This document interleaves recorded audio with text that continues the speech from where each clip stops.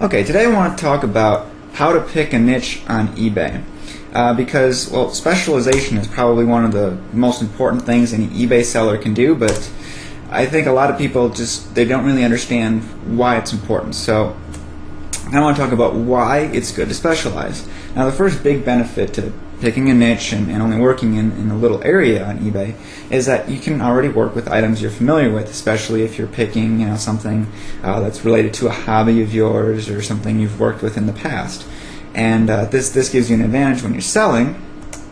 One, that it leads to better descriptions because you can kind of talk about well, some of the pros and cons and your own experiences with the items or items similar to it compared to somebody else who just went on like some wholesaling thing and said, oh, I'll just buy some of these because they're cheap. Well, you get more advantage to that when you can write descriptions because you've used items like that in your experience with them. Now, the big advantage here is that can lead to higher prices for the items you're selling. This is important with used or with new items, and it's especially important if you're dealing with used goods because you can talk about kind of what you like about the item, what you don't. It gives the description a whole lot better, makes it a whole lot different than something that you just put a big list of features and say here's what it is, blah blah blah, and you go on from there. And when you're answering questions about the items, this is also an advantage because, well, if you know something about it, you can kind of direct people and say, yeah, this will work for this application, but maybe not for this. And when people are asking those type of questions, if you can answer them like that, you will definitely get a whole lot more people buying from you. Alright, now here's the big one, and I think this is where 99.9% of eBay sellers just completely miss the boat on this. Alright, you're building a list of targeted buyers. Alright, so you've got some group of people who've proven that, one, they're willing to spend money on whatever area it is, and two, that they've already now they've got a relationship established with you because they bought something from you. They know who you are, and if you delivered on what you promised, they probably like you a little bit, or can kind of trust what you're saying.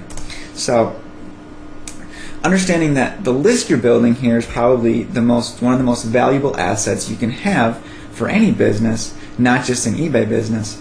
But if you're just selling kind of willy-nilly kind of everything under the sun, well, the list you're building of buyers really isn't very valuable because they're not targeted. It's just the only thing they have in common is they bought something from you.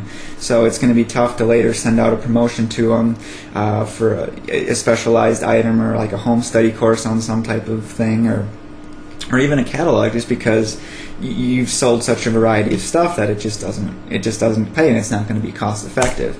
So let's talk about some of the best niches that you can get involved with, and I'm just going to kind of give you some general guidelines here to help you pick, and then I'll give you a few specific examples, but just remember there's hundreds and hundreds of good niches to pick on eBay.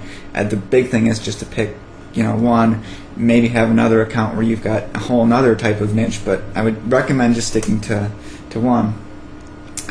But here's the best niches, is that one, they have money, two, they spend money, and three, that their appetite to get more of whatever this particular item is insatiable. Now let me give you some specific examples, just because I think that this kind of general information is not going to be too helpful to some people. The big one here that pretty much everybody likes to use, and I'm going to use it too just because it is such a good example, is golf. Alright? Think about how much somebody who's really into golf spends on that particular hobby. What do they spend money on? Well, they're going to spend money on learning how to golf better, maybe private golf lessons. They spend money at the golf course, on golf clubs and all their equipment. They spend money on country clubs. They spend money on golfing vacations and resorts, to the tune of tens of thousands of dollars a year for some people. And, well, you got to remember that golfing is kind of one of those kind of rich people type of sports anyway, and so there's plenty of money there. I mean, there's an entire golf channel just devoted to people who want to just watch golf. So you can do very well just selling golf equipment, and then on your back end, sending people, hey, here's a golfing course to learn how to shave 2 points off your handicap or something like that in a month, and people would eat that up. So.